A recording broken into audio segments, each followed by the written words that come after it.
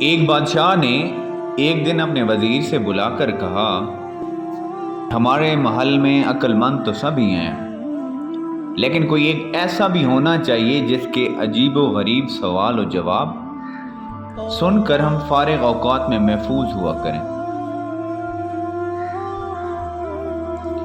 وزیر نے بادشاہ سلامت کی حکم کی تعمیل کرتے ہوئے ایک بے وقوف محل میں تعینات کیا اور باقاعدہ اس کی تاج پوشی کی گئی۔ وہ خوف سبھی درباریوں اور بادشاہ سلامت کا دل خوش کیے رکھتا تھا۔ خیر، وقت گزرتا گیا اور ایک دن بادشاہ سخت بیمار ہو گیا۔ جب طبیبوں اور حکیموں نے جواب دیا تو بادشاہ نے اپنے آخری وقت کی تکلیف اور پریشانی دور کرنے کے لیے بے وقوف کو طلب کیا اور اس سے کہا کہ آج تم سوال کرو اور ہم جواب دیں گے۔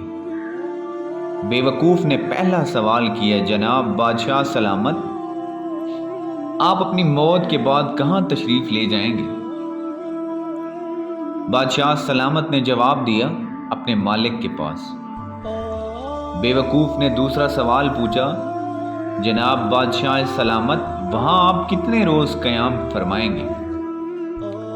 بادشاہ سلامت مسکرائے اور کہتے، ہمیشہ ہمیشہ کے لیے۔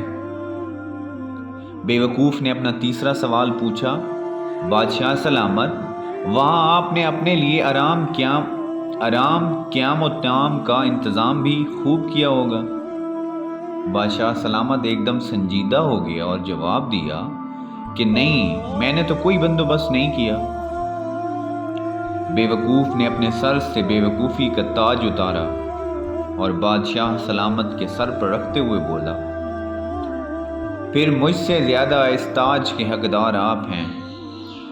جہاں ہمیشہ نہیں رہنا تھا وہاں اتنی بڑی سلطنت بنا لی، اور جہاں ہمیشہ رہنا تھا وہاں کے لیے کچھ بھی انتظام نہیں کیا۔